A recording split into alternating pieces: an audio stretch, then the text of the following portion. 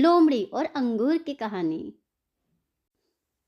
बहुत समय पहले किसी दूर जंगल में एक लोमड़ी रहती थी जिसका नाम था सुनहरी।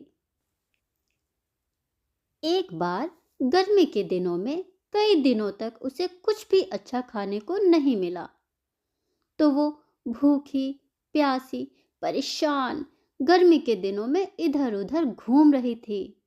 वो बीमार थी, इसलिए शिकार भी नहीं कर पा रही थी, क्योंकि कई दिनों से उससे अच्छा भोजन जो नहीं मिला था।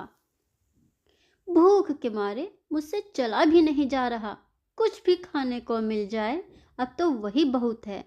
थोड़ा बहुत खाने को मिल जाए तभी आगे बढ़ पाऊंगी। बहुत भूख लगी है, भगवान मेरी मदद करो। तभी उसकी नजर एक बगीचे पर पड़ी। बगीचे में बहुत सारे पेड़ लगे थे। उसने उचक कर देखा। बहुत ध्यान से देखने पर उसे पता चला कि उस पेड़ पर मीठे मीठे अंगूरों के गुच्छे लटके हुए हैं।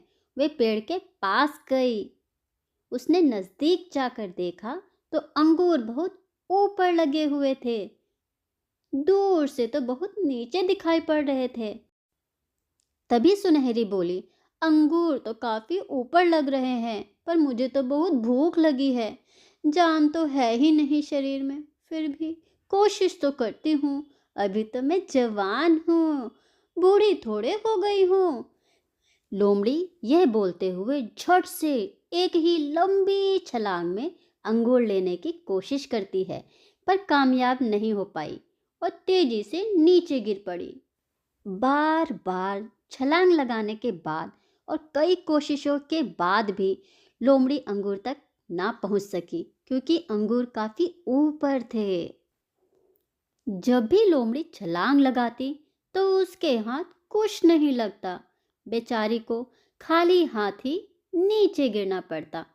जब बार बार ऐसा होता चला गया, तब बेचारी लोमड़ी ने हार मान ली और बोली, हम्म, ये अंगूर तो मुझे दूर से ही देखने पर खट्टे लग रहे हैं, जाने देती हूँ। वैसे भी खट्टे अंगूर खाकर क्या फायदा, मैं तो देखते ही समझ गई थी ये अंगूर खट्टे हैं। फिर वो वहां से चली गई